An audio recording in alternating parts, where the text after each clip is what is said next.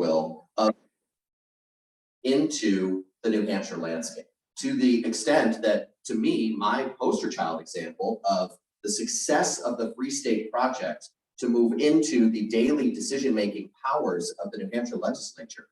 The House Majority Leader, a gentleman named Jason Osborne, is a self-described Free Stater and is now the head of a caucus of about 70 New Hampshire House Republicans who self-identify as Free Staters. They are a growing voice. They are in control. They are in a majority within the caucus, if you will, and they are now part of the leadership of the State House. So it's been an interesting odyssey, and yet at the same time, it's not necessarily something that is either household term or fully understood about what they're doing, what they want to do, what they stand for. So let me now bring in the gentleman who can fill in some of those gaps, explain the history of it, and talk about it from a political science perspective. I have been honored to be able to call Dr. Wayne Lesperance a friend and a colleague for the better part of 20 years. He, like so many others, moved to New Hampshire because of the political landscape. Born in Puerto Rico and with a home and a heart at Virginia Beach, he came to New Hampshire not all that long ago, and it's only a coincidence that his arrival and the Free State arrival is about the same time. Don't read into that. But he came in the late 90s, early 2000s to New England College, where he sort of began just an impressive career here in New Hampshire as first a political science teacher. Then he was the lead of the department.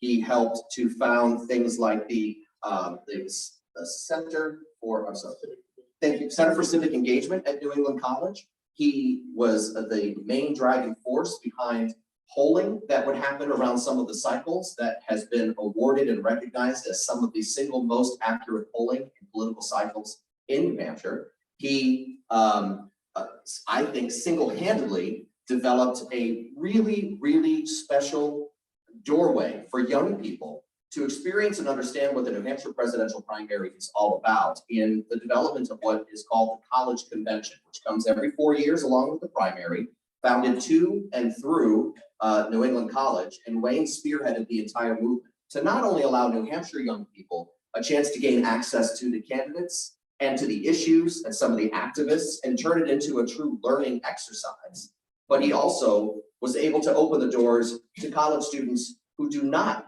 live, work, or study in New Hampshire. And it's turned into quite a wonderful petri dish of political science that he's very successfully been able to build really from scratch. As many of you who might know, a small college like a New England college means that you roll up your sleeves, you get your hands dirty, you've got to do it yourself. And Wayne is the poster child example of that. He's been recognized by his peers for his own leadership, his knowledge of political science. He is sought as a local, regional, and national political science analyst through the media. And those successes in the classroom and his passion through political science have helped advance his career, where not too long ago, he was named the provost of New England College, which is an incredibly fancy and overly vague title, which means I believe he's the second in command at the school during this time. But because nobody else really knows what that means, he has a lot of leeway to do things that he wants to do, which is quite wonderful. That not being enough, Wayne was just recently, and I can let you go on a secret, just recently promoted, where in September, he will take over as president of New England College. So it is absolutely, for a round of applause. He's way too humble to talk about any of that himself, but let me now pass the microphone over to my very good friend, Wayne Lesperance, whose wife, Stephanie, just got her doctorate in the past couple of weeks, and whose daughter, Grace, is 10 going on, what'd you say, 20, 21? So he's got his hands full, even though the semester just ended. Ladies and gentlemen, Wayne Lesperance. You know, one of the dangers of having a Scott Spradling introduce you is he sets the bar way high, and I'm much more comfortable with it being down here, so I can surprise you, right? But here we are. Thank you, Scott. I appreciate that. And thank you all for being here. This is an amazing facility. In fact, when I first came in, I leaned over to Scott and said, we should offer to help them get presidential candidates here, because they would love to come here. Maybe you've already had them. But I know that's something between the two of us we'd be happy to help you with if you have an interest in meeting those folks. And they're already coming. They're already here. I've seen 4 or 5 already at different events here in New Hampshire. So it's never too early to think about the presidential primary. So I want to talk to you today about the Free State Project, and I feel like I need to offer a disclaimer. One, I don't want anybody to get angry. These are not my views. These are not my people. I'm going to approach this as a political scientist and share with you what I know about them. And we'll talk about successes and failures that this organization has had. I will also say to you that this is a very interesting phenomenon, and it's one that we're not paying very much attention to as a state. Or as a country. So, when we talk about the Free State Project, what we're talking about is a political migration movement. This began in 2001. It's a group of people that share a common set of political ideas. They're libertarians. So what does that mean? They believe in minimal or no government. Very, very little government action. Government should not be around doing very much, maybe deliver the mail, maybe protect our shores, but not much beyond. This is the mindset here. Taxes should be next to nothing, because they would tell you, and they'd love to say this on Facebook and Twitter, taxation is theft, they would say, right? And so when I earn my money, why am I giving any of that away to anybody? That's my money. And so they would say there should be taxation, or it should be very, very, very light touch. So their perspective on government, on the role of government, our interaction with government, right? The social contract, our relationship with our government ought to be minimal. We ought to be free and unfettered in our activities. So, live free or die, do your thing. That's sort of the mindset of libertarianism. The problem they have is not enough people agree with them. Not enough people saying, hey, that's great, let's do that. Roads, schools, other expenditures, Medicare, Medicaid, Social Security, yeah, we don't need that stuff, right? Not enough people are willing to say that stuff. They don't believe it, they don't say it out loud.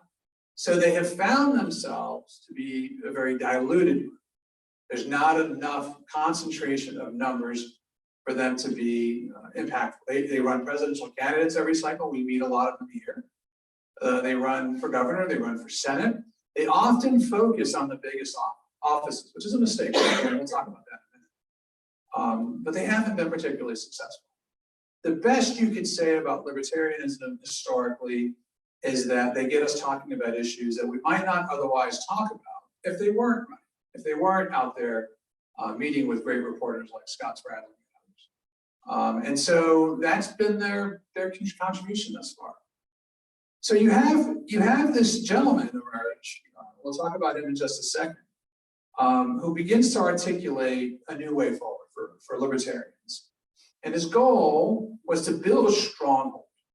If we could get all the libertarians together, not spread out over 50 states and thousands of local towns and communities, but if we could get them all to concentrate in one place, boy, we would have some power. We'd be able to create what we want. That's the impetus behind political migration, because ultimately what that means is we need people to move. We need you to leave your homes in South Carolina, in Virginia, in Colorado, in Alaska, or wherever you happen to be. Texas is a big state for this group. And come to some state where you can concentrate your voice with other like-minded individuals, and you can change politics. So the goal was to build a stronghold for libertarians.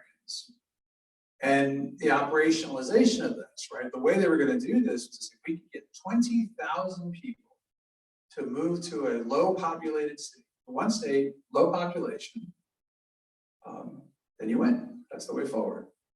And so in 2003, they chose the greatest state of all, New Hampshire. They must have liked the Live Free or Die. I'm pretty sure that was it. We'll talk a little bit more about what other states were in contention. But they chose New Hampshire. They reached their 20,000 folks who agreed to move, signed up. Not all of them have come yet. But they got to that 20,000 point, and they said, we're ready to go. And so New Hampshire stood with open arms, ready to receive them. I'm sure that was on one of those signs right near the liquor store on the highway. So going back a little bit, the gentleman's name I referred to, the sort of original idea of this came from a fellow named Jason Sorens. He was a doctoral candidate at Yale, which just adds to my suspicions of the Ivy League. I'm just going to put that out. But he did with a lot of academics too. He wrote an article called The Libertarian Enterprise. He basically in this article pitched this idea that, you know, we've got to concentrate our strength. It's very smart. He has a very smart strategy. Now, initially, he also included as part of his thesis the idea that if these folks got together, the ultimate end game could be secession. Now, I'm a Southerner. I'm familiar with that term. Didn't work out so well for the South. We have a history on secession, not so good. Talk to our friends in Texas who, you know, when they've had a few beers, will say, Texas forever, secede. It doesn't really work out either.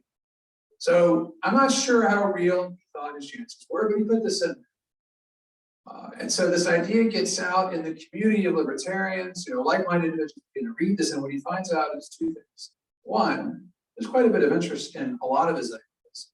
Two, nobody wants to talk about secession. Nobody, as much as they want to be without government, they don't want to be something other than American. So he learns from that. So he really quickly pulls secession out of the mix. He stops talking about it. It still comes up, I think, as a fringe idea among that population, among those folks. But generally speaking, it's not part of the mainstay of their movement anymore. So he issues a call to action. We're going to get folks together. We're going to elect libertarians. He talked about that secession thing and backed off of it. But ultimately, there's going to be a national libertarian movement. National libertarian movement, and it's going to come in the form of a migration. It's a movement to another state.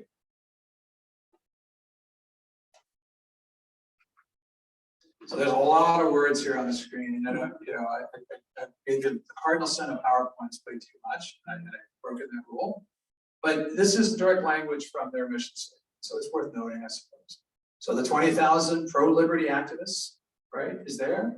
They've selected New Hampshire, so we're going to get them all to move to New Hampshire, where they exert the fullest practical effort towards the creation of a society in which the maximum role of government is the protection of life, liberty, and property. And that's Thomas Jefferson. That's going back to the founders. So what would come to this? Reductions in taxation, reductions in regulation, right? And New Hampshire's halfway there. You don't have to wear a helmet to ride a motorcycle. You don't have to wear your seatbelts if you're over 18. I mean, New Hampshire's a good state. So they thought. Reforms of all levels of government. So when you think about all of the different services that come from the state or from your locality, those would go away, right? And you wouldn't have to pay the taxes to underwrite those things. Raises questions about education. We're going to talk about Croydon at the end here. But, certainly there's a point of view there that why do we need schools? There's lots of ways to educate students. Schools that we're paying a lot of money for. New Hampshire is the only state that I'm aware of, by the way, that in its constitution strives for an adequate education. I mean, we're really just knocking it out of the park, right? And so these guys say, oh, it's pretty good. Adequate's fine. What does that mean? Why do we have to spend lots of money to get adequate? We'll talk a bit more about that here in a second. But this idea of free markets and individual liberty and rights this is the mainstay of the movement. And this aligns very much with what you would have heard if you heard Ronald Reagan give a speech in 1984 about what it means to be a good American. He would have said the market, and maximizing freedom. I mean, there's a lot of strength here, or I guess similarity here to a lot of what conservative Republicans would advocate for, sort of Adam Smithian points of view here. But I will tell you that free staters are Republicans and Democrats. Those elected officials that Scott points to, some of those folks were Democrats. So there's not a direct connection to any one party. They don't consider themselves political parties. It's a movement. And within that movement, there's room for Democrats, Republicans. John McCain would say libertarians and vegetarians. And they're all needed. But liberty is the focus, this notion of a strict interpretation of originalism in the Constitution. If it doesn't say the government can do it in the Constitution, it should not be doing it. So it's a very small government approach. All right. So that low populated state, right? We talked about the political migration movement, where they're going to go. So in their writings, they said we need to find a state with less than 1.5 million. There aren't a lot of states like that. New Hampshire happens to be one of them. A state where the total combined spending for Republicans and Democrats in the 2000 election was less than that spent by the National Libertarian Party, 5.2 million. Again, not many states can claim that. Most states spend a lot of money in their elections. It's one of the advantages of the New Hampshire primary is that we're a very affordable state for candidates to run in. I feel like we got to keep reminding people of that because people keep trying to take it away from us. So that makes us a candidate here. So ultimately, in 2003, they put together a list of states. You see them in the last bullet there: Alaska, Delaware, Maine, Idaho, Montana, North and South Dakota, and Vermont, along with Wyoming and New Hampshire. And they vote. New Hampshire wins. New Hampshire wins over Wyoming. I mean, that's an interesting coupling of states. New Hampshire and Wyoming are not alike in many ways. I think I've been to both states. But we win. New Hampshire wins 57 to 43%. So again, why are they doing this? Because they can come in with their numbers and they will have an immediate impact. Now, initially, they were very much focused on statewide offices, governor's race, United States Senate, maybe congressional districts, CD1, CD2. Not a lot of seats in New Hampshire, so it's a small pool. You can concentrate your resources. Those that did come, by the way, many of them settled around Keene, New Hampshire. Not a bastion of conservatism by any stretch of the imagination. Keene was very attractive. In fact, in one article, one of the leaders of the movement declared that Keene was the capital of libertarianism in the United States. I'm not sure he told the people of Keene this. I think it would have come as a surprise to them, but it was his declaration. But they settled all over the state. It wasn't unique there. And in fact, the North Country was a very popular place for folks to settle. And so that's how New Hampshire gets them. It was really. I'd like to believe that our tourism folks and our folks in the governor's office are going to get all these new folks to move in. And we're going to make a lot of money off of this. And I'm not sure if that was really it at all. I think they just went to a state they thought they would have the most chance of having an impact in. So why New Hampshire? So here's what they say. New Hampshire has very high rankings for quality of life. A couple weekends ago, we had our graduation. Governor Sununu was our speaker. And Governor Sununu, in many ways, is Mr. New Hampshire. You can just see him out there. You imagine him out there wrestling with the boots or something. He's that guy, sort of boundless in energy. If you follow him on social media, he's always in like a country store or a diner. I'm wondering when he's actually working because he's always out somewhere. But he's cheerful, he's happy, and he's always celebrating. From the seacoast to the mountains to the Connecticut River Valley to the Southern Tier, all of the really amazing things we have in our state. And what he says as a refrain to every message he has is, this is a great place to be. It's a great place to live. It's a great place to retire. It's a great place to raise kids and everything in between, right? I mean, he's a great salesman for New Hampshire. And these folks would agree. They'd say New Hampshire is a wonderful place to be. The irony of that, by the way, is that some of the reason why this is such a wonderful place to be is because government tax dollars have gone into building infrastructure and building resources for people to be able to have that quality of life. I'm not sure they would like that so much. They like the outcome, but not the process of getting it. They spoke about a culture of individual responsibility. And we talk a lot about that sort of rugged individualism in New Hampshire. And if you visit folks that live out in the woods, if you visit folks who live in the North Country where there's not a lot of resources around, and there is that.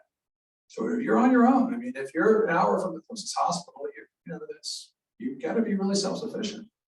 And so that individual responsibility is something that they really like, and that's something we talk a lot about. New Hampshire granite staters are independent. I think we see that in politics all the time. Folks are hard to sort of peg down. I mean, Scott can tell you stories about talking to voters. They've met the candidates 100 times. It's not going to make up their mind. We are fiercely independent, almost to a fault. You can't pin us down on things. And again, that's self-reliance.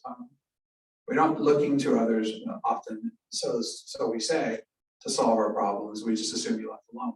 All of these things line up with libertarian values. Not very much, well, we have no state income tax. They would say we have a little, small local tax. I'm not sure if I agree with that. I mean, we calculate property tax. I don't know. I don't know if I should fully agree with that. But again, a state that has a culture of low tax rate. What they would point to is the number of instances where people have tried to bring a state income tax that have been defeated. There's a guy named Mark Fernald, ran for governor like 150 times. And he used to have these famous charts he'd bring up. And on all of them, it would say, here's why we need a state income tax. And the moment those charts went up, you can see people start walking out of it. Like the worst campaign approach. What you can say about Mark Fernald is he was incredibly honest. This is exactly what he intended to do, and he didn't hide it. But there was no love for that among voters. And so I think that lines up very much with the libertarian perspective. We don't want government in any kind of way. We don't want to pay taxes. They see a lot of those inclinations in New Hampshire's history. Strong economy. New Hampshire has a strong economy. There are plenty of jobs. In fact, Governor said as an aside a couple of weeks ago, there's only about 20,000 people in New Hampshire that don't have jobs. It's a tiny number. Our unemployment rate is very, very low, has been for a number of years. And you know, whether it's COVID or it's just brilliant government action or the marketplace or whatever it is, we have a very vibrant economy. In New Hampshire, it's doing pretty well these days. And there's opportunities for growth. We're a business-friendly environment. Republicans in the legislature and government refer to this as the New Hampshire advantage.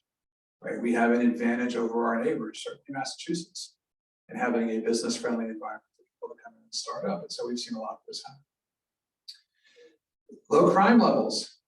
This is one of those things where tax dollars matter, right? Having an engaged police force, the work Scott's done with the Manchester PD, an incredibly professional and dedicated police force, but we have them all over the state.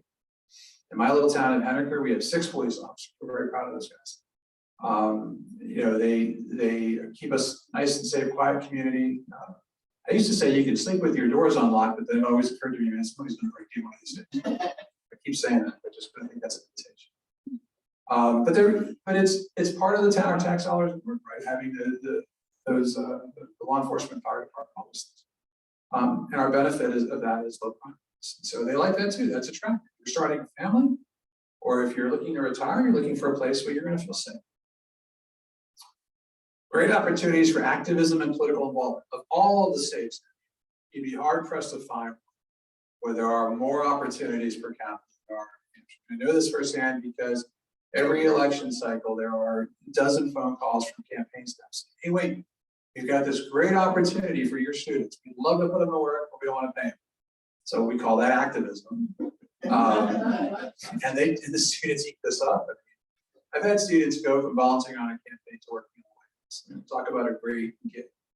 And it's happened for more than one president, it's happened for Republicans and Democrats.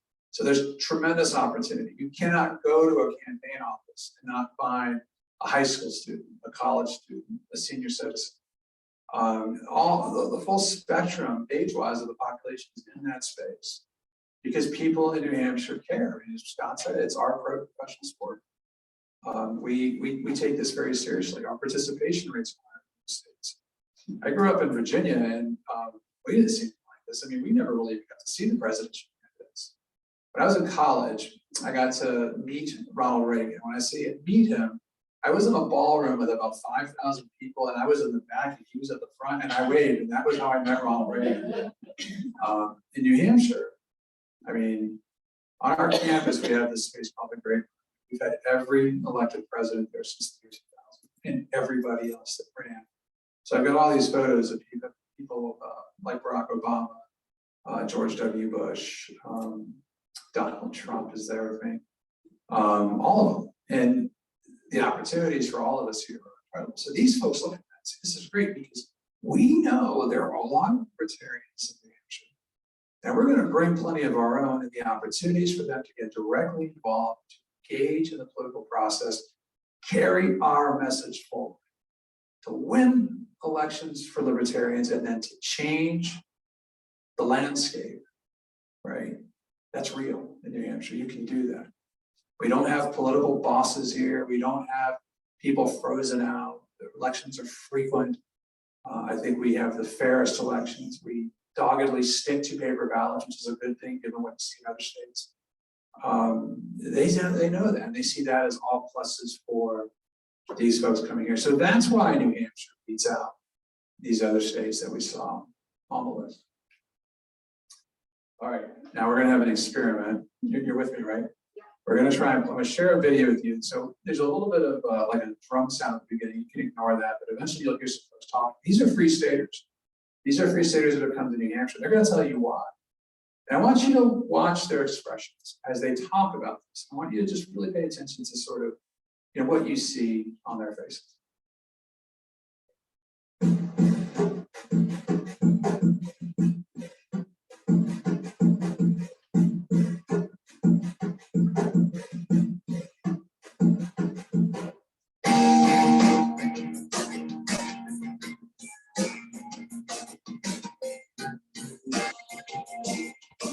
So what is New Hampshire?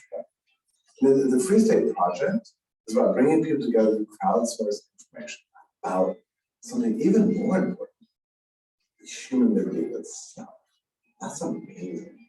To be able to move to a place where other people passionately believe in being free and independent, like our ancestors were and believed in, is a great thing. One of the main reasons that I'm interested in moving to New Hampshire is the sense of community that I see here.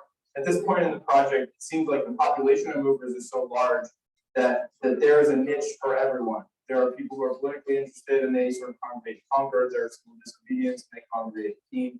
There are sort of farmers and separatists and survivalists. They seem to move to Grafton or more rural areas.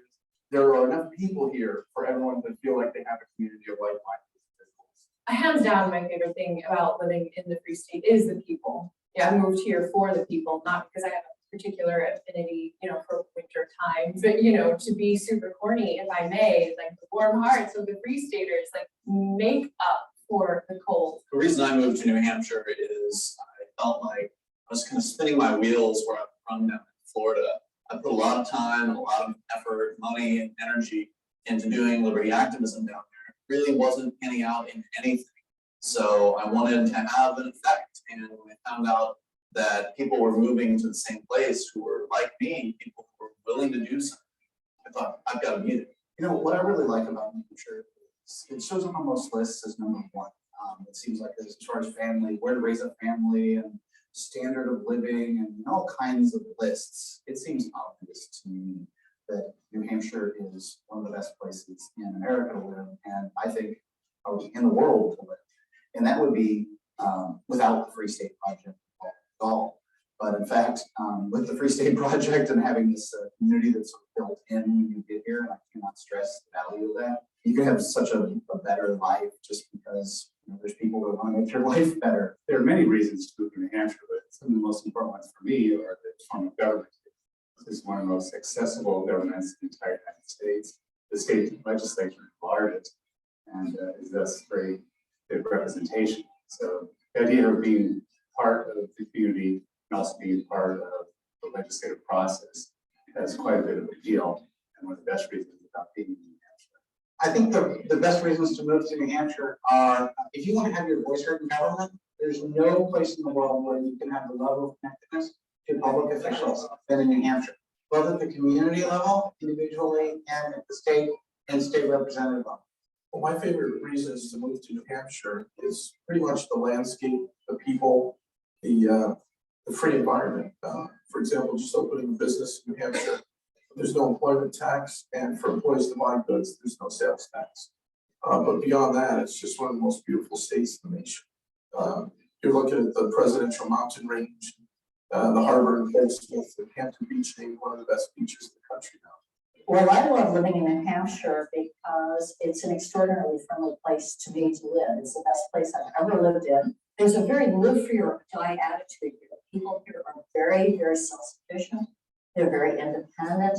But on the other hand, they're pretty easygoing. They're pretty easy to live with. And in general, I found them to be very congenial. We can't do it on our own. We could, but it's better to do it with others.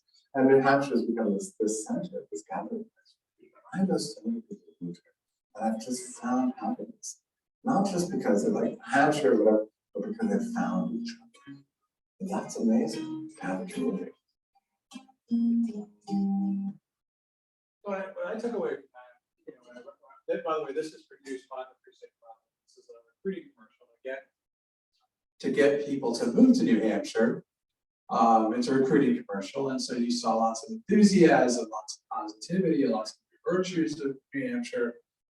There's a place for everyone. If you're a survivalist, we've got a spot for you. If you're a school teacher, we've got a spot for you, and everything in between. And what strikes me is it's a pretty sophisticated video. right? I mean, that you can find a version of that as a campaign video on other websites. Broke it. And you know, it tells me that they're investing money in this process, right? We can't do this again. Okay. So as I said to you, their goal has been to have 20,000 quote unquote movers come to New Hampshire.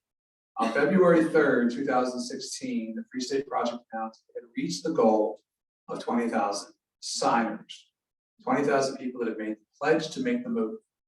There's no time frame for that. They can do it whenever they do it. But they signed up on the website and they said, we're committed to making this move and we're going to work to make that happen. As of March 22nd, 2022, according to the Laconia Daily Sun, there are more than 6,000 movers in New Hampshire. So it's short of the 20,000. But there are 6,000 people that have come and settled in the state. And as Scott pointed out at the opening, those folks hit the ground running. They ran for office, they got elected.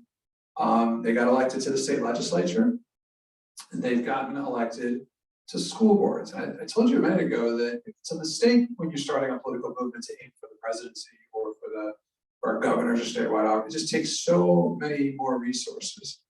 And if it's at all controversial, you've got a lot of minds to change. It's hard. The way to start, at least if I were giving advice for these folks, is you got to start small. Start with the local government. Start with the school board. Make an impact. Let people get to know you, to trust you. And that's exactly what they did in Croydon. I'll talk about Croydon here in a second. So, do we conclude that it's a success? So they know more than 20 members of the legislature are members of their organization, including Republicans and Democrats. Scott says that number is higher than 20. This is what I found from them. This is 2 years old, so they've had some success since then. In 2021, the New Hampshire Liberty Alliance, which ranks bills and elected representatives based on their adherence to what they see as libertarian principles, said that 150 representatives got at least an A- as being libertarian in their approaches. So forget the 20 folks, 150 people that get an A-. I was an A- guy, I loved A-. I told my mom A- is an A, right? I mean, Scott, you must have done this too, so. Right, so that's pretty good. I mean, that's not a B+, it's an A-. That's good. That says that we have a very strong libertarian presence in our legislature. Want any evidence of that? Look at the legislation that we passed. We have a really odd place that we're in now where you have the Republican governor of New Hampshire vetoing bills coming out of the Republican legislature. That's odd. It doesn't happen very often. He would not score probably so high with Liberty Alliance.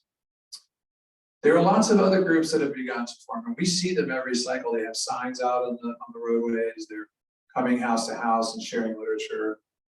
If you have a fireplace, these are the greatest folks because you get so much kindling from them. So I describe it as a proliferation of like-minded activist groups. Rebuild New Hampshire is one of them. Young Americans for Liberty, they're on every college campus now. Americans for Prosperity tend to be more of a tax cutting and fiscal responsibility group. And the Free Society Project, which is linked to the Free State Project. So let's talk about Croydon, New Hampshire. Prior to this decision, I probably couldn't find Croydon. I had no idea where it was. I thought maybe it was near Keene because it's the capital. Not so much. So Keene, Croydon is along the Connecticut River Valley, north of Keene. It's an interesting case that made national news. I suspect part of what your interest in the Free State Project is related to what happened in Croydon. And they did some amazing things. So the first lesson of Croydon is that turnout matters. By the way, that is an important lesson for any election. You don't want a small group of determined people to decide elections. You better make sure your voice is heard. You better make sure that you participate. I tell students all the time, you're gonna react differently to this message because remember, I'm usually talking to 18 to 21-year-olds. I say, if you have to understand that the group of people in America that vote the most are senior citizens. So what I say to them is, unless you're prepared to let grandma make your political decisions for you, you might want to vote. Now that goes over well with college students. I may have just lost the crowd here, but it's absolutely, you know, it's true. It's absolutely true. And you know, students, I had a student say to me, "Oh my God, you know, my grandmother's making my birth control decisions for me." And I said, "I don't really want to talk about that, but yes, is that what you really want to see happen?" And so, really, my goal is to just get them to get engaged and vote. It's true. Now imagine 20,000 people or 6,000 people coming to our state and saying, "We're going to vote every single election. We're going to donate money to candidates like us. We're going to go out and hold signs. We're going to be the most active segment of any political decision there is." There's a lot of power in that, and the power that comes from that comes from people that say, "I don't want to go to town. I'm going to stay home. I think it's snowing. I'm not going to go to the school board meeting. Somebody else will take care of it." Right? That's the danger. The old line, what's the old line? Decisions are made by those who show up. And that's true. So on a snowy night, March 22nd, Croydon voters were asked to consider the school board budget. Selectman Ian Underwood, member of the Free State Project, made a surprise motion to cut the school board's budget from the proposed $1.7 million to $800,000. Cut it down. By the way, Mrs. Underwood, his spouse, is the chair of the school board. So she was on board. She was supportive. So the motion passes. 34 people showed up that night. 20 people voted for it. 14 voted against. The motion passes. This isn't the first time this happened either, by the way. I have this little bullet here about Croydon Police Department. If for no other reason, you should look this story up. It's great. The Croydon selectmen got together. 2 out of 3 of them are Free State Projects people. And they brought the police chief in and said, "We don't think we need a police department." You know the story? "We're eliminating your position, turn in your badge, your weapon." At which point the chief, who had been there for years, stripped out of his uniform into his boots and boxers, handed everything over and walked home. Now that's New Hampshire. I love this guy. I want to meet this guy. I mean, I don't have a cup of coffee or but he's, you know. So it wasn't the first time that the Free Staters had exerted some pressure and had sort of shown what they're doing. They're not secretive about it. They believe in no tax dollars, limited government. So when this motion came in, I don't know how Mr. Underwood came to this, but I suspect he looked around the room and said, "There's 34 people here. 20 of these folks are my friends. I can do whatever I want right now." And he did. And so the news broke.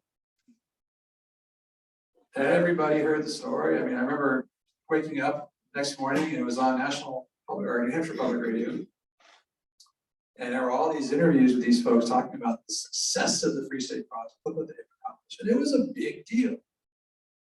Anybody who looks at a school board budget and says, "We can get rid of half of our total budget," and says everything's going to be fine. I mean, you know, you've got some explaining to do. It's pretty used to say. So the Free State board member, Jeremy Kaufman, explained that the goal is, he said this out loud in this interview, the goal is eliminating state involvement in schools. Why do we need the government schools? We don't need this, folks. We know what's best for education. So following the Croydon vote, Mr. Underwood wrote, school budgets, this is what he said, "School budgets are a, quote, ransom, a form of ransom and extortion. Yeah, taxation is theft." This is familiar language. They were, you know, I think there was almost this expectation like these guys had snuck something through and they would be embarrassed by it. No way. They were celebrating. I'm sure they were popping, you know, corks on champagne bottles. This was a big success for the movement. Well, the good people of Croydon said, "Not so fast." And they began to call lawyers and get folks together to work with them, and found out that they could reverse this decision if they could put together a special meeting. So they put together a petition, got 150 voters to sign it, and eventually called for a special meeting. Now, for the vote to change things, they had to get half of the voting population to come to the special meeting. If you didn't meet that threshold, you couldn't have a vote. That's a tall order in a town. You're getting half of the town to come and do something. That's tough. So there's 565 voters in town. They needed 283 to attend. An unprecedented voter turnout. everybody went to their neighbors, you have to come. Now, the strategic mistake that the Free Staters made was, you know what? They can't have this vote unless they get to 283 people. So everybody just stay home. So they started calling all their friends, just stay home. If you don't show up, there can't be a vote. We got the numbers. Math may not have been their strong suit. Because they stayed home, but all the folks that wanted to change the budget, they all went. They all showed up. So supporters of the cuts were urging voters to stay home. So on May 7th, the meeting took place. 379 voters turned out, much more than 283. And the final vote to restore the budget was 377 to 2. Now, I'm willing to bet Mr. and Mrs. Underwood were there. I don't know this, but I'm guessing I know who the two votes were. The Free State Project voters had indeed stayed home. They didn't show up to vote. They didn't resist. I don't know that they would have had the numbers to stop it anyway, but they didn't bother to show up. So the two members of the Croydon School Board, including the school board chair, Jody Underwood, his spouse Ian Underwood, the guy that started all this, are currently being targeted in the next election. They're being run against. So the opposition, the fallout of all this is significant. It's not over, although they restored the budget. But, and this is kind of the end of my presentation. I want you guys to ask whatever questions you have. I'm happy to talk about whatever you'd like to talk about. But I guess what I would say is, if we don't see what happened in Croydon as a warning, whatever your politics, whatever your point of view, maybe you are a Free State Project, that's fine. I mean, whatever your politics are, if we don't see this as a warning that a small group of dedicated individuals can change the course of politics in your community, we're missing a big point. I mean, this could be conceived as a canary in the coal mine because it doesn't end in Croydon. These folks are active all over the state. And I don't mean to sound like this is a nefarious movement. It's not. These are just people with a different point of view. They still different from me. And so, you know, I'll tell you that my wife and I, we're going to every meeting in town we can. I'm encouraging folks from my neighbors to go. We'll try to make it fun so everybody goes and has fun with it. But you can't sit back. You can't stay home. You've got to engage. I think it's just as true in a school board election or a ward election as it is for mayor, as it is for governor, members of Congress. We've got midterm elections coming. These folks are going to want to impact the outcome of those elections. If you look at the U.S. Senate primary right now for the Republicans, there's a fellow named John Bullock who's running, and he's very much aligned with many of these points of view. Don's got a lot of support from this crowd. I know Don very well. Don used to teach for me at UNC. Good man, American patriot, served his country as a general, did amazing things in the service. He has a point of view, and these folks are aligned with him. He is a competitive candidate for that race to run against ultimately Maggie Hassan in an election, by the way, where Democrats have much more to lose than Republicans. The wins are in the backs of the Republicans right now. So in midterm elections, just as a quick aside, party out of power tends to do better. Democrats have the White House, they have the Congress. We're expecting Republican gains. So it's serious. People stay home and don't participate. I know I'm speaking to the choir, but it's really important. You encourage your friends and family to stay engaged, stay involved. And as I say to my students, I don't care who you vote for, I just care that you vote. That's what matters. You get involved, get engaged, care. So that's my quick presentation. I hope that was okay.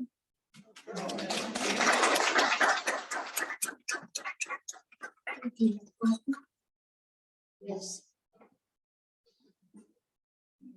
I would like to know, when we are considering a candidate, how do we know if they're being honest about what they are talking about so that we're making the right decision? Well, I guess what I would say is, if I knew the answer to that, I'd be a very welcome. I did, you know, I don't mean to be flippant. I'll tell you what I do. You see if this works. I study these folks. I look at what they say over time. Because what you want to look for is inconsistencies. Did they say one thing to this group? So, for example, if a group came before you and made you all sorts of promises about, you know, things that seniors care about, you'd say, well, that sounds good. But if you found out that person was up the road at the local fire department saying, we got to cut Social Security because we need money for the police, the fire department, you would want to know that, right? And so at a minimum, the person has a consistency problem, but it's probably more of, we don't really know what they stand for. The best way to test this is to ask them yourself. Go to the meetings, go to the events, ask them the tough questions. I mean, it's a luxury we have in New Hampshire that people don't have anywhere else. It's really rare to have the kind of access we do to elected officials and candidates. And you don't have to be a political science professor to ask. In fact, they don't really like to talk to people like me. And they don't like to talk to reporters, you know that. I mean, unless they have to, or they've got something good that makes them nervous. They want to talk to everyday voters. They'd rather talk to you. And so that's your opportunity. But I would just say what I do is pay real close attention to what they say in different groups and try to see, is there consistency there? We've had folks that have tried to play it both ways as if there's not somebody recording the conversation, right? That there's not a camera in the room or something, which is just tells you a little bit about how foolish they are. And then we've had folks who, one of my favorites in New Hampshire was John McCain, who really, got in trouble sometimes for his straight talk. But you knew one thing about him. He was telling you he was telling people what he really did. Like it or not, this is what he stood for. So I look for that. Now, I mean, I don't vote for him because I don't agree with him, but at least I can appreciate the fact that he was straight, he was honest. There are, I know it's unpopular to say, but there are a lot of very good and decent public servants out there that really want to do the right thing as elected officials, and they deserve a fair share. But you got to watch them. You got to listen to them and make sure you hear. I know that's not a very good answer. That's how I handle it, I guess. Hope that helps.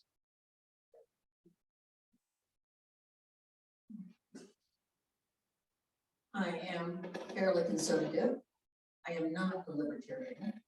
I want to say to those people, be careful what you wish for, because you might get it and it might not be at all what you thought it was going to be. Because if you don't have taxes from the government to buy all the things that you've decided you really like and want more of, somebody's going to take those taxes from you.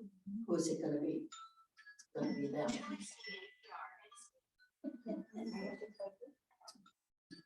No, I think that's a really good point. The old line is that nobody wants to pay taxes for a fire department until their house is on fire. I think you're really keen on having a fire department. Yeah, that's a fair point. I'm pretty new to New Hampshire, and I can see that it is a mostly white state. And I did not see anybody of color in that group of free staters. And I wonder how much they are a white superiority kind of group.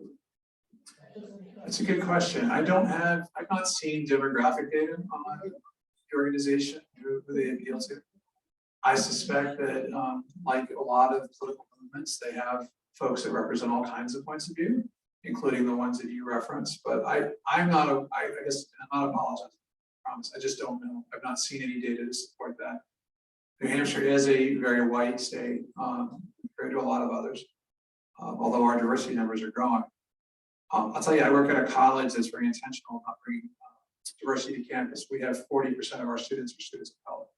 It's the only only college like it in New Hampshire, where the most diverse institution in northern New England, Dartmouth and New England College kind of compete for one and two. I like being in Dartmouth's company. So I don't have a good answer for you on that because there's no data. But I would say that it's probably a source of concern for a lot of people. And as we all know, since 2016, the white supremacist movements have been growing. They have found encouragement, I guess is the way I frame it, from elements in the Republican Party. And whatever your politics are, I think we probably all would agree there's no place for that in politics, Republican or Democrat. And that kind of is going back to places like Charlottesville and what happened there. I think there's been a flirtation with elements of that movement that certainly found a face and a voice on January 6th in Washington. They were very actively involved there. I don't know that there's any bit of that in the Free State Project movement, so it would be unfair for me to speculate that there is, but the honest answer is we don't know. There's no data one way or the other. Yes. We have a book in our library which nobody's taken out yet, but I hope they'll start and share. It's called A Libertarian Walks into a Bed. And it's about what happened when the Free Staters came to the town of Grafton, New Hampshire. If you could please describe that in a nutshell, and then if everybody would make mad dash for the library to get the book. There's not a boring page in the book, and it's quite enlightening and scary. Yeah, I'm not familiar with that story, so maybe I should go check the book out first. I don't know. So do you want to share with us? Oh, boy. You're asking a senior citizen whose memory is shot. Well, let's go get the book and you do a group reading. I mean, that would be a lot of fun. That would be true. I believe before the Free State project, there was the Free Town project. Yes. And Grafton was the town that got targeted by these libertarian folks. And they cut budgets and they eliminated things like the fire department.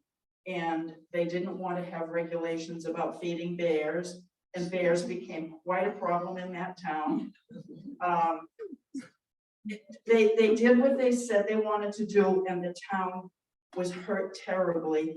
And after, I think, maybe 8 or 10 years, things got turned around when the voters realized that this is not a good thing. We don't want this in our town. We do believe in taxes and the responsibilities of being a citizen, and we believe in government and so forth. So I can't recommend the book highly enough, because you'll get so much more out of it than I can remember and tell you today. Can you tell us the title again? A Libertarian Walks into a Bay. It's available right now, you said. Yes. All right, extra credit for anybody that checks that book out. Hey there. Yes, ma'am. Before I moved to Riverwoods, Manchester, I lived in Grafton. And so Did you I have a know a bear? little bit. And I must say, I owned a house there from 2004 until just last year. But I didn't live there full time until 2010. And I was so excited to go to my very first town hall meeting because I used to teach about direct democracy when I taught school. And the first official town hall meeting in March that I was able to attend was in 2013. That was the meeting that was held to take the town back, because the previous year, the Free Staters had come to the town hall meeting in 2012 and used a procedural device. After most of the town's people had left, somebody from the Free State Project got up and said, motion to reconsider. And they started going through every single one of the warrant articles and cutting them. And they ended up cutting the town budget to a considerable degree. So here I am, a year later, I show up, I'm all excited. I can't wait to go in and see this whole process. Starts at 9 o'clock, a lot of people there. I go in and immediately they start the process of the town moderator doing the articles and the warrants and all that. Well, the Free Staters about halfway through started motion to reconsider, but you know what? Everybody in the town stayed, and they stayed past the lunch period, and then they stayed past that. And finally at 9 o'clock that night, I'm thinking, you know, all along around 2 o'clock in the afternoon, I said, is this typical? And they said, oh, no. No, we're not leaving till the last Free Stater leaves. And by God, they did it. They took back the town. So I'm happy to say. That's a 12-hour day, trying to just put textures, right? That's extraordinary. That looks even more interesting now, isn't it? Right, it's gonna be a waiting list. Has there been anything in the news, like the media, that talks about this at all? Oh yeah, I mean, the cover, especially after Croydon, this was national news. I mean, it really was remarkable because it was a big success for them. And they were celebrating it, but folks were, I mean, the typical reaction from a Croydon citizen was, what happened? What do you mean that happened? There's no way that can happen. How'd that happen?